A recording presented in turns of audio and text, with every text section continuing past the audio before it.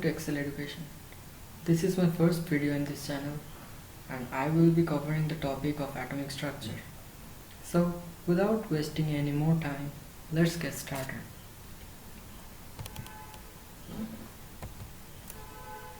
Atom. So what is an atom? Each and every thing around of us is made of something, and we can break each thing to a smaller one, and then we can break the smaller part to make it even smaller, and this process can be continued. But then arises a question: how much smaller can we get? Does it have a limit, or it keeps on going forever? In 400 BC, Greek philosopher Democritus argued that every matter is made up of fundamental smallest particle, which can no longer be broken, and he named it as atomos, which means indivisible. Then many scientists came up with the different models of atom on the basis of their own theory. Some had been taken seriously, some had not been accepted. In this video, we are going to discuss some of the atomic models, some of the significant atomic models given by renowned scientists. The very first one is Dalton's atomic model. This was not a new theory.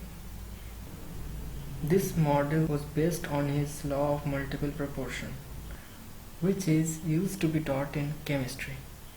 His atomic model or theory has the following characteristics. Matter is made up of atoms that are indivisible and indestructible. All atoms of an element are identical. Atoms of different elements have different weight and different chemical properties. Atoms of different elements combine in simple whole number to form compounds. Atoms cannot be created or destroyed. When a compound decomposes, the atoms are recovered unchanged. The points 2, 3 and 4 combinedly can be taken as law of multiple proportion. He just supported the theory of Democritus with his model. The next two atomic models are given by Sir J.J. Thomson and Sir Ernest Rutherford. But before going to those atomic models, we should know something else. This is the time when the scientific community was going to discover electron and alpha particle. At Cavendish Laboratory, Ernest Rutherford was invited by Professor J.J. Thomson to collaborate on a study of X-rays. In those days, X-rays were the hot topic among the scientific community. They did a series of experiments on X-rays, effects of X-rays on gases. This experiment resulted in a paper on dividing atoms and molecules into ions. Thomson went on experimenting one of their findings, which would later be called as electron. On the other hand, Rutherford looked closely on ion producing radiation and discovered radiation of alpha and beta radiation, or alpha and beta particle radiation. This electron is going to be a main point for the atomic model of Thomson, and the alpha particle is going to be a key ingredient for the atomic model of Rutherford. Now we are ready to go for the next atomic model, which is Thomson's atomic model. After the discovery of electron in 1897, Sir J.J. Thomson knew that electron is a part of atom and it is not electrically neutral, and it is very light in mass comparison to that of the whole atom. So he then came up with his version of atomic model, which is known as Thomson's atomic model. In this model, he assumed that the atoms, to be neutral, must have same amount of opposite charge as much as the total number of electrons in that atom has. So he considered atom as a homogeneously spread of positive charge with same amount of negative electron floating around, much like plums in a pudding or raisins in a fruit cake.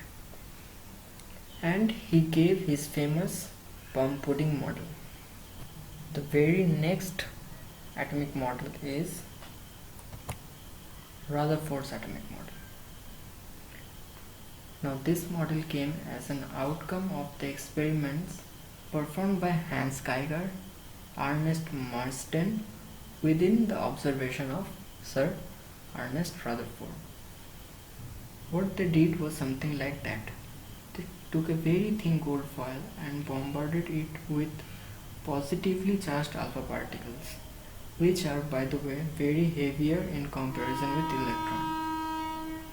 And they took an alpha radiation detector and found that where the alpha particle is going after interacting with the foil. The result was such that most of the particle went straight through the foil without deflecting.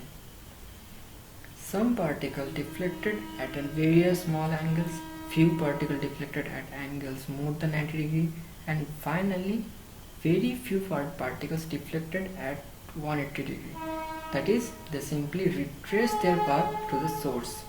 With these results from the experiment, they concluded that the majority of the space inside the nucleus is vacant, or the atom is very much an empty thing. And the second one is electrons are very lighter than alpha particles, so they cannot bend their path. So there must be a region in the vacant atom where all the mass are stored and it is positively charged.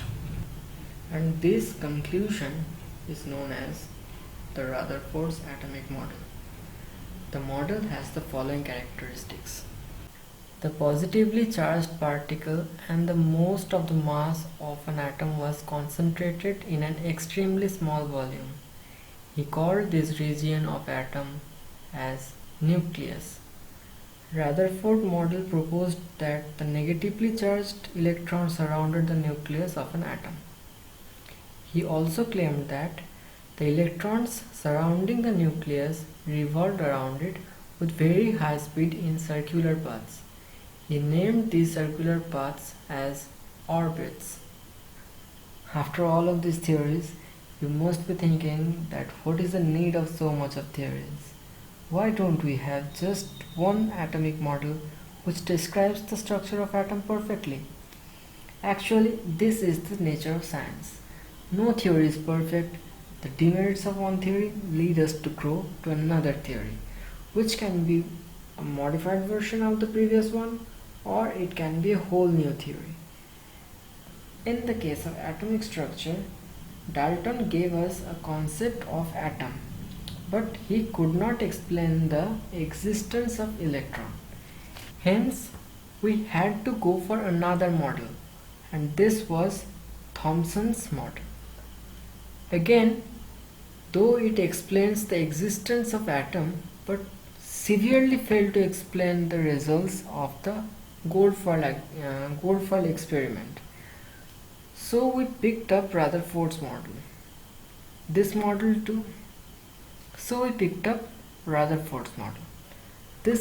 too have its demerits, and we had to shift to Bohr's atomic model, which is the topic for the next video. Thanks for watching. See you in the next video. Until then, goodbye.